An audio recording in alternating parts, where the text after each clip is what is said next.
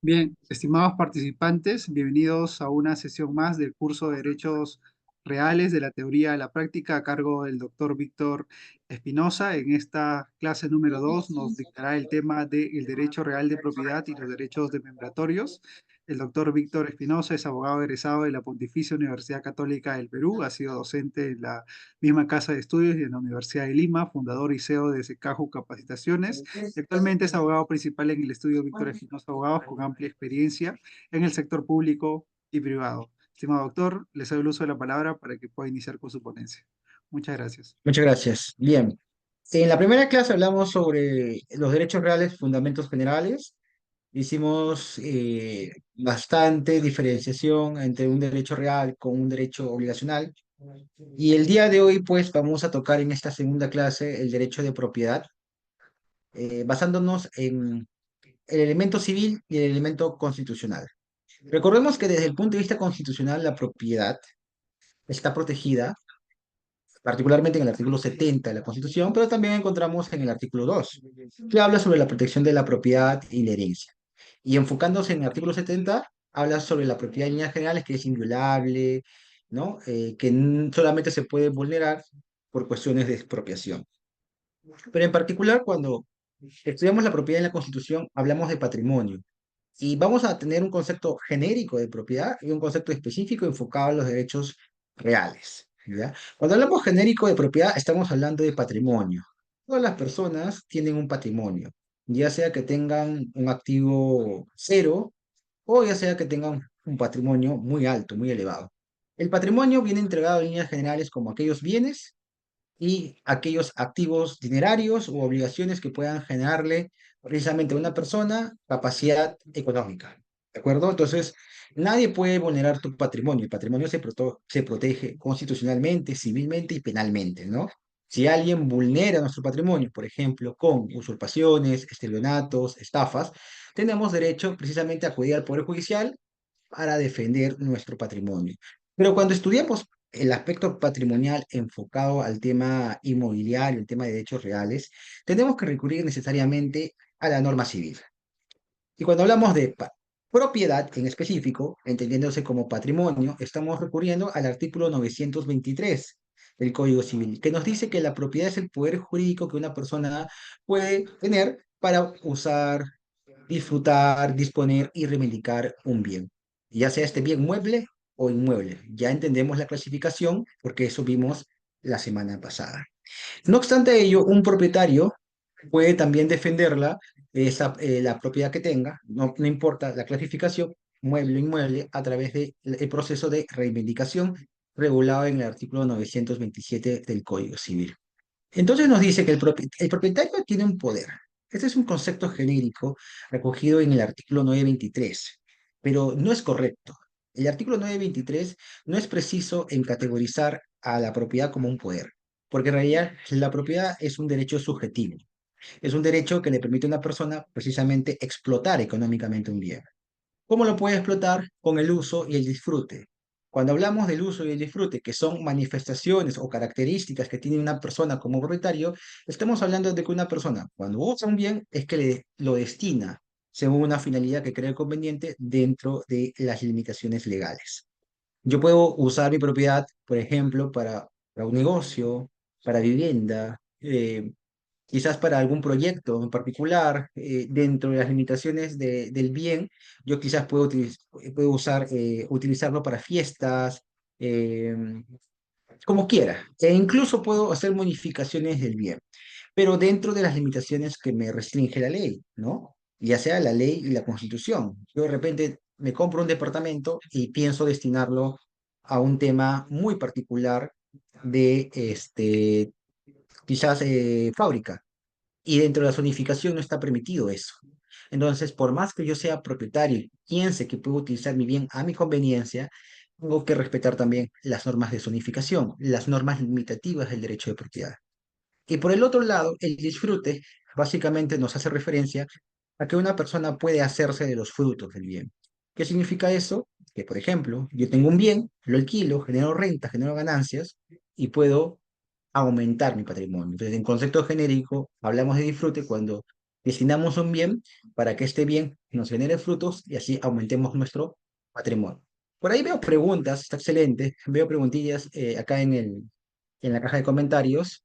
Sin ningún problema podemos ir respondiéndola en tanto y cuanto sea pertinente. Recordemos que los últimos 20 minutos vamos a destinarlos a preguntas muy puntuales que ustedes puedan hacer por la caja de comentarios o quizás por el audio, no hay ningún problema.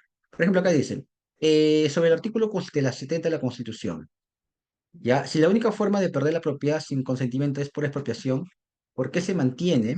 Vamos a ver, la pregunta es larga. ¿Por qué se mantiene? ¿Por qué se mantiene vigente la prescripción adquisitiva de dominio? Pareciese que la prescripción adquisitiva no estuviese permitida bajo normativa. A ver, la normativa de la prescripción, que es un tema que vamos a hablar en la cuarta clase probablemente, no es que no esté permitida, de hecho la norma lo permite, ¿no? El artículo 950 habla que una persona puede adquirir un bien por prescripción. Lo que, lo que básicamente hay un entrampamiento legal que hay que entenderlo, vamos a hablar en su momento, de que alguien explote económicamente un bien y bajo esa explotación adquiere un derecho. No es que la propiedad se vulnere en cierta manera, como se entiende en la expropiación. De hecho, incluso en la expropiación hay una justificación constitucional, que es la defensa nacional o la utilidad pública, ¿no? Algunos me dirán, en la prescripción no hay esto, es correcto, no hay esto, pero lo que busca, incluso recordemos que la institución de la prescripción está desde tiempos remotos, en tiempos legales romanos. La constitución política del Perú se adapta a realidades, ¿no? ¿Se podría prohibir la prescripción? Claro que sí, se podría prohibir, pero es una institución tan antigua, tan práctica y que se centra en la explotación de un bien, que es una forma válida de adquirir propiedad. Y por lo tanto, si es una forma de adquirir propiedad, también por otro lado es una forma de perder propiedad por alguien, no solo desde el punto de vista de que sea un particular, porque también se puede perjudicar inclusive a entidades del Estado como se hizo antes. Incluso esto permitió una ley que prohíbe la prescripción de bienes de dominio privado del Estado. Pero eso abordaremos en la parte de prescripción adquisitiva de dominio, probablemente en la última parte de la tercera clase o durante la clase cuarta, ¿ya? Entonces, bajo ese sentido, entonces la propiedad nos permite a nosotros utilizarla adecuadamente dentro de las limitaciones legales. 923. Ahora, hablemos del 927. Nos habla sobre una forma de tutela. Pues nosotros tenemos que concentrarnos que la propiedad se puede tutelar. ¿Cómo se puede tutelar la propiedad? Mediante acciones judiciales y extrajudiciales. Una acción judicial por excelencia es es la reivindicación.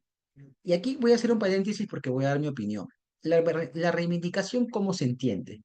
Algunos entienden la reivindicación como la acción real por excelencia que le permite a un propietario no poseedor ir en contra de un poseedor no propietario para recuperar el uso y disfrute de un bien. ¿De acuerdo? Ahora, no necesariamente ese es el concepto preciso o desde mi óptica el concepto exacto que debe manejarse. Yo les voy a dar un concepto y ustedes de repente pueden discrepar o pueden hacer precisiones. Para mí, la figura de la reivindicación lo que busca es recuperar atributos que le corresponden ejercerlos al propietario, pero que por A o B motivos no lo ejerce porque alguien más lo está ejerciendo de manera indebida. Entonces ahí partimos de que la reivindicación puede ir dirigida no solo contra un poseedor no propietario, puede ir dirigida incluso contra un poseedor que tenga algún derecho sobre la propiedad, pero que explote inadecuadamente un bien en detrimento de alguien que también debería explotarlo. Por ejemplo, eh, en la norma de derecho de familia y de sucesiones, hablamos que cuando muere uno de los integrantes de una sociedad conyugal, se supone que la parte que queda, ¿no? Los bienes que quedan se van a repartir entre sus herederos y el cónyuge supérstite. ¿Qué pasaría si el cónyuge supérstite no tiene la capacidad económica para subsistir? La norma habilita a este cónyuge que sobrevivió a quedarse con el bien, no para quedarse en calidad de propietario, sino a quedarse para que pueda vivir en el inmueble y, si es posible, alquilarlo, siempre y cuando tenga esta condición de necesidad económica y siempre y cuando no se case. Entonces, ¿qué pasaría si dentro del análisis este cónyuge supérstite, imaginemos que sea la mujer que sobrevive, comienza a vivir sobre el inmueble, prohibiéndole la venta a los otros integrantes de la sociedad, del sucesorio, que no son sus hijos necesariamente. Puede ser que esta persona, la mujer, se haya casado con un hombre que ya tenía hijos, contrajo matrimonio, compró bienes estando casada, se adquirió un bien, una casa, y murió el hombre. Con lo cual ella es heredera, pero también es cónyuge supérstite. Y hay cuatro hijos que también quieren adjudicarse la propiedad. ¿Tienen derecho? Claro, como propietarios tendrían derecho, pero no pueden usar el bien porque este uso está destinado exclusivamente para el cónyuge supérstite. ¿Me entienden? Pero luego descubrimos que este cónyuge supérstite está conviviendo con una persona, con un nuevo hombre, tiene un nuevo compromiso, que todavía no se casa, pero que ya ha dejado la condición económica premiante. Entonces, podríamos decir que se está ejerciendo un atributo de manera indebida en contra de propietarios, sí. Entonces, podríamos plantear una reivindicación desde mi óptica así. Entonces, lo que yo plasmo con este concepto de reivindicación es que no solo se dirija a las personas que son netamente poseedores, sino a cualquier persona que ocupe el bien y que ejerza inadecuadamente un atributo que le correspondería al propietario reclamante.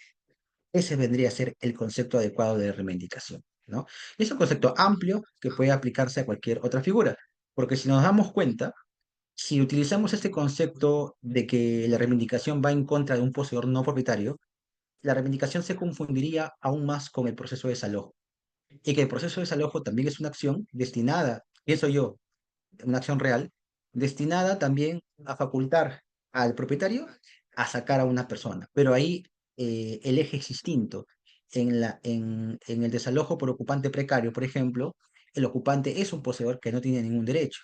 En cambio, en la acción reivindicatoria se debería dirigir incluso contra personas que tengan derecho, pero que ejerzan inadecuadamente, vulnerando el derecho de alguien que es propietario. Esa es la óptica. Encontramos con este concepto una mejor diferenciación para plantear adecuadamente las acciones judiciales que se crean convenientes, ¿no? Entonces ya encontramos tutelas, pero había mencionado que había tutelas también extrajudiciales.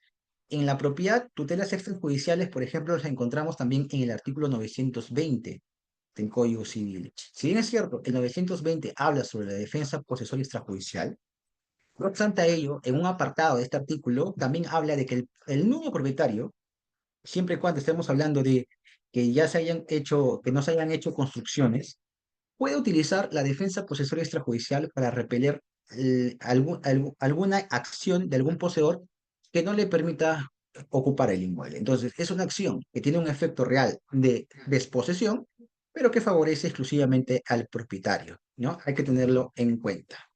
Ya, permíteme un ratito, voy a aprender acá. Voy acá. Ya.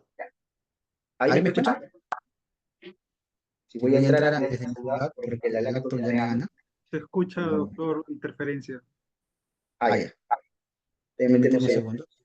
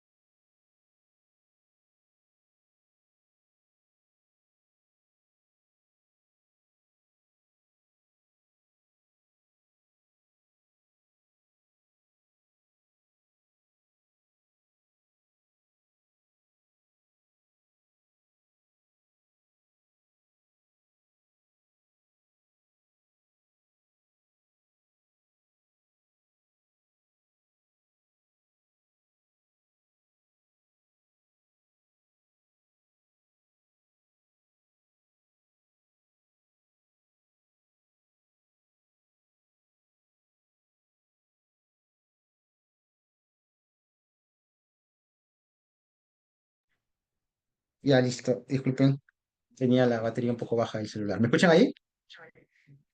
Sí, ¿no? Ya. Les decía que en el tema de la propiedad, las tutelas de la propiedad, la encontramos desde el punto de vista constitucional, civil, tutelas enfocadas a los atributos y tutelas enfocadas también a el efecto inmediato de los atributos. Por ejemplo, uno de los efectos inmediatos de los atributos es poder tomar posesión de un bien. Hablaríamos que una propiedad dejaría de tener una esencia de poder aprovecharse si es que no se puede utilizar, no puede utilizarla, ¿no? Y como los atributos de la propiedad tenemos, por ejemplo, el desalojo, la acción reivindicatoria, también, en cierta manera, las acciones constitucionales de amparo que defiendan a la propiedad, pero también desde el punto de vista extrajudicial tenemos a la defensa posesoria extrajudicial que había mencionado yo. Si bien ello se confunde con las tutelas posesorias en estricto, el propietario específicamente como tal puede recurrir a estas figuras para tutelar, para poder aprovechar adecuadamente la propiedad sin necesidad de acudir al Poder Judicial. ¿Ya? Así que encontramos estas figuras, pero también encontramos figuras que discuten la titularidad, como por ejemplo el mejor derecho de propiedad, ¿no? Que básicamente se centra en que cuando haya dos títulos de propiedad, podamos elegir a uno de ellos. Adicionalmente, a la propiedad encontramos la función del registro, que básicamente lo que busca es que el propietario pueda publicitar su derecho a través de las oficinas registrales, ¿no? Básicamente, a través del principio de publicidad registral recogido en el artículo 2012 del Código Civil, podemos publicitar nuestro derecho y todas las personas pueden conocer de este derecho a nivel registral, ¿correcto? Entonces, por ejemplo, si yo quiero comprar una propiedad, ¿a dónde voy a acudir? A registros públicos, ¿recuerda? Y de hecho, el derecho de propiedad es un derecho que puede inscribirse según el artículo 2019 del Código Civil, que habla en específico sobre aquellos derechos que son susceptibles de inscripción. Entonces, en líneas generales, para poder proteger, primero, de manera preventiva el derecho de propiedad, vamos a tener que recurrir a los registros públicos. Y si queremos proteger a la propiedad ya desde un punto de vista de tutela, cuando hay originado el problema, tenemos que recurrir a las tutelas, tanto a nivel judicial como a las autotutelas que nos permite el Código Civil. ¿Ya? Ahora bien, cuando hablamos de derechos desmembratorios, estamos hablando de derechos que se desprenden de la propiedad. Hemos mencionado que un propietario puede usar y disfrutar, pero ¿qué pasa si este propietario quiere desmembrar uno de estos atributos? Por ejemplo, el uso de la propiedad. Estamos hablando de que se origina un derecho real que se llama derecho real de uso. Si queremos desmembrar el derecho de uso y disfrute, estaríamos hablando que el derecho que se origina un derecho real que se le llama el usufructo, uso y disfrute. Queremos desmembrar para que una persona, o mejor dicho, para que un bien pueda pasar sobre otro, sobre todo bienes inmuebles, estamos hablando de un derecho real que se llama servidumbre, ya sea de paso u otras modalidades. La servidumbre permite el aprovechamiento de un bien sobre otro. Si queremos hablar de que sobre mi terreno vamos a construir y va a haber un propietario distinto sobre las edificaciones, estamos hablando de un derecho de superficie. ¿De acuerdo? Y después siguen los derechos demembratorios de garantía, de derechos reales de garantía. ¿Cuáles son estos derechos reales de garantía? Los que permiten tener, a través de una protección de un bien, ya sea inmueble o mueble, garantizar créditos. Por excelencia tenemos a la hipoteca, pero también tenemos a la ley de garantía mobiliaria, a la retención y a la anticresis. Cada una con sus modalidades adecuadas para proteger los intereses de cada uno de los interesados en los créditos. ¿Ya? Entonces, como vemos, los derechos reales no solo se quedan en la propiedad y la posesión, también se pueden originar a través de los derechos desmembratorios. Pero todos los derechos reales siguen una regla. ¿Se acuerdan? ¿Cuál es la regla? Que los derechos reales no se pueden crear por la autonomía de la voluntad. Los derechos reales se crean a través de leyes. ¿De acuerdo? Si en un momento ustedes conocen de una figura llamada multipropiedad, van a conocer que esta figura busca tener una intención de como espacio compartido, renta compartida, no fue categorizada como derecho real y por lo tanto no puede tener la protección como tienen normalmente los derechos reales. Si yo les hago una pregunta, ¿todo bien inmueble puede acceder, todo bien inmueble puede acceder a un crédito a través de la hipoteca? ¿Ustedes qué me responden? ¿Todo bien inmueble puede acceder a través de la hipoteca a un crédito? ¿Qué me responden? Que sí, porque precisamente al ser un derecho real, tiene una forma, un mecanismo de protección idóneo, ¿de acuerdo? Entonces, este mecanismo de protección idóneo le permite a una persona precisamente acceder al crédito y acceder a la protección a través de la publicidad registral. Si no tuviera esta característica de ser un derecho real, carecería precisamente de esta protección. Preguntas hasta aquí, porque vamos a pasar a un análisis comparativo y voy a mencionar lo que le dije la semana pasada, ¿no? Lo que es el derecho real versus el derecho obligacional recogido desde el punto de vista del séptimo pleno casatorio. ¿Se acuerdan que les había mencionado? ¿Sí? Bien. Vayan dejando sus preguntas por acá, vayan dejando sus preguntas, mientras que voy acá leyendo algunos comentarios. Acá dicen, a ver, vamos a ver. Acá un compañero nos menciona, a ver, disculpen, acá dos compañeros nos menciona. ¿La multipropiedad es igual a la copropiedad? Buena pregunta. No. La copropiedad es una figura de la propiedad que significa que dos o más personas tienen la titularidad de manera confusa. Cuando digo de manera confusa es que cualquiera de los copropietarios puede ejercer atributos sobre la propiedad. Imaginemos que somos cinco hermanos y hemos adquirido la propiedad por herencia. Entonces, los cinco hermanos podemos utilizar la propiedad como queramos, solamente porque somos copropietarios. En cambio, la multipropiedad era estudiada, porque no veo que haya muchos estudios sobre la multipropiedad, es básicamente como un tiempo compartido, un time sharing que se conocía, donde básicamente una persona ocupaba un mueble durante un tiempo, enero a febrero, y después salía y entraba otra persona de febrero a marzo. Entonces, esa es la multipropiedad. Múltiples propietarios en distintos tiempos. En cambio, la copropiedad es múltiples propietarios a la misma vez. ¿Ya? Para que lo entienda. ¿Hay alguna otra pregunta hasta aquí? ¿Alguna pregunta hasta aquí?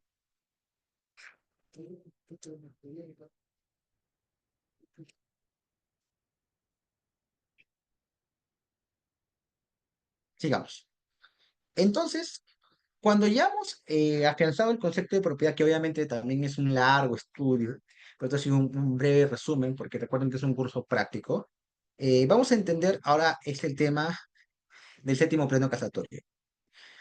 La propiedad o la adquisición de la propiedad, sobre todo la propiedad inmueble, te permite adquirir la misma a través de lo que se conoce como la obligación de enajenar. 949 habla de cómo se transfiere la propiedad inmueble. La sola obligación de enajenar convierte en propietario al acreedor. La pregunta es, ¿necesito de algún comportamiento adicional para ser propietario? No, porque basta solo la obligación de transferir la propiedad. ¿Ya? Entonces no existe una transferencia, ¿no? No existe una transferencia con la firma de un documento. La norma no te exige eso, por lo menos en la transferencia de propiedad inmueble. Solo te exigiría en un tema de donación o en un tema en que las partes hayan puesto de acuerdo. Entonces, siendo ello así, la pregunta es, ¿cómo podemos entender el tema de la propiedad sin registro si es que no te obligan a registrarla? ¿No? Hay un vacío ahí, ¿no? Porque te dice, mira, no es necesario hacer nada para ser propietario más que obligarse. No tienes que hacer más, o sea, no tienes que ir a registros para completar tu propiedad, tu adquisición.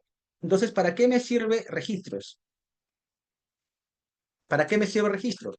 Básicamente para generar oponibilidad, lo que habíamos hablado en la primera clase, ¿no? La oponibilidad de derechos básicamente te permite proteger tu adquisición. Entonces debemos entender la tutela de la propiedad a través de los registros, a través de la obtención de mayor oponibilidad de derechos. ¿Ya? Eso que quede bien en claro. Si no generamos mayor oponibilidad, el problema es que no vamos a proteger adecuadamente los derechos. ¿De acuerdo? Bien. Entonces, ¿qué preferimos, estimados? ¿Esperar un juicio o generar oponibilidad? ¿Ustedes qué piensan? ¿Necesitamos generar oponibilidad antes de un problema jurídico o ya eso lo vemos en un tema de juicio? La respuesta es lógica. Tenemos que generar oponibilidad. Y es precisamente a través de los registros públicos, a través del acceso o documentación de nuestros derechos, a través de documentos con fecha cierta, que generamos oponibilidad. Esa es la discusión del séptimo pleno casatorio. Un derecho de propiedad que no está inscrito entra en colisión contra un embargo que sí está inscrito. Por lógica, alguien que es más diligente debería ser privilegiado. Entonces, el embargo inscrito debería oponerse a la propiedad no escrita. El tema está en la confusión de la interpretación del derecho real versus el derecho obligacional. Se cree que el derecho real es mayor o tiene una consecuencia de oponibilidad mayor que el derecho obligacional, y eso no es así.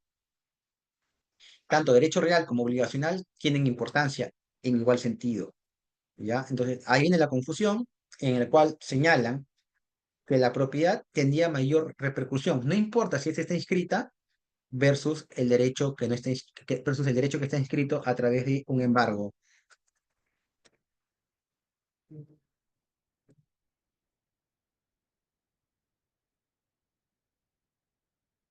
Ya, ahora vamos un poco a las preguntas. Como le dije, en los últimos 15, 20 minutos vamos a las preguntas del público. Vayan dejando sus preguntas y yo las voy a ir respondiendo. A ver si hay algunas que requieran de audio, pueden levantar la mano.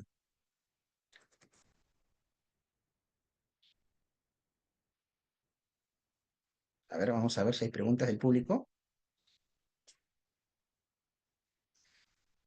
Ulises pregunta, ¿se puede prescribir el derecho de superficie y servidumbre? Sí, sí se puede. La norma lo permite, de hecho. Esto es muy importante que entiendan algo en los derechos reales que quizás en los contratos no se ve. En los derechos reales, muchos seguimos el tema de la normativa. O sea, si la norma no lo permite, no lo podemos hacer.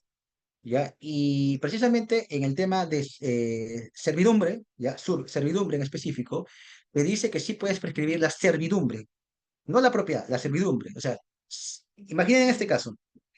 Nosotros tenemos un acceso, hay un lote vacío que de repente te permite acceder rápidamente a tu universidad. Y todos los años pasan por ahí las personas, o un grupo de personas. O de repente este lote está contigo a mi casa y me permite acceder al agua. Entonces, por el uso continuo e ininterrumpido por más de 10 años, yo puedo acceder a una prescripción, pero es para el derecho de servidumbre.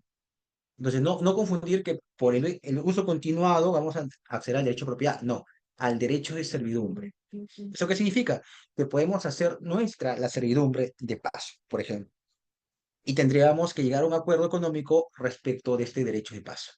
Ahora, respecto de la superficie, no, porque la superficie considera que si yo construyo sobre un bien y sobre este bien voy a edificar, por ejemplo, los supermercados, en los establecimientos donde requieren la construcción para un determinado tiempo, el gran problema es que hay un reconocimiento respecto de la propiedad. Entonces, no podríamos hacer nuestro las construcciones. De hecho, las construcciones se quedan con el propietario del terreno. Entonces, yo respondería que ante la servidumbre sí, porque la norma lo permite, a la superficie no se puede.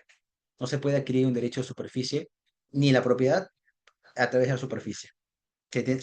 Lo construido se queda con el dueño del terreno, y en cambio en la servidumbre, si es que yo puedo acreditar el uso, el paso sobre el bien, puedo adquirir el derecho de servidumbre de paso.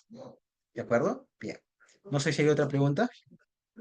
¿Será concordante con el artículo 70 de la Constitución si se opta por elegir la propiedad acreditada como instrumento público sobre otros derechos como las obligaciones o las medidas procesales que buscan el cumplimiento de la obligación? Este es un tema para debate en realidad. De hecho, si ustedes revisan el artículo 1135, y es un buen comentario de nuestro compañero Beder, el 1135 regula específicamente la concurrencia de acreedores. Y ahí te dice un par de pasos para generar mayor oponibilidad. El primero, supuestamente, es la inscripción a registros públicos. El segundo, fecha cierta. Pero ahora con los criterios de la jurisprudencia, ¿no? Y eso vamos a discutir en la última clase, te dice que no importa registro, sino importa documento de fecha más antigua y la posesión. Entonces, estamos en un debate de constante cambio. El derecho es así incluso, y está bien. Hay un constante cambio porque se entiende las instituciones que van evolucionando y también se van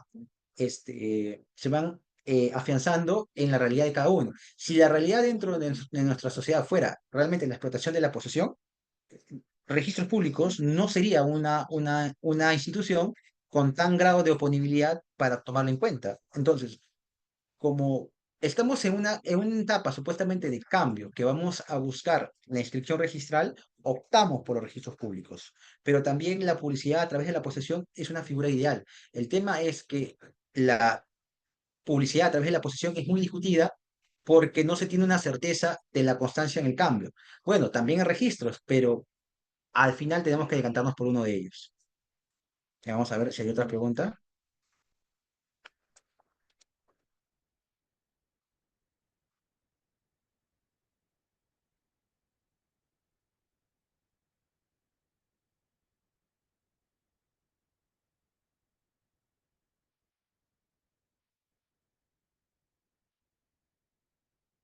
Ah, bueno, acá hay otra pregunta, dice, de Juan. En los casos de compraventa de bienes inmuebles a plazos, ¿en qué momento el comprador se convierte en propietario? ¿En el momento en que culmina el cancelar el monto total? Buena pregunta. Bueno, pues eso va a depender también mucho de la autonomía y la voluntad. Normalmente, y la norma te dice, es que cuando termines de cancelar, pero las partes pueden estipular que ante el término del pago del 50% del monto acordado, puede ser propietario. Entonces, lo dejo mucho a la interpretación de las partes, pero lo adecuado sería al término de la cancelación de los pagos. Pero hay otras figuras legales donde se puede considerar que el solo hecho de dar una cuota inicial ya te vuelve propietario y los demás pagos simplemente se quedan en el tema de obligación.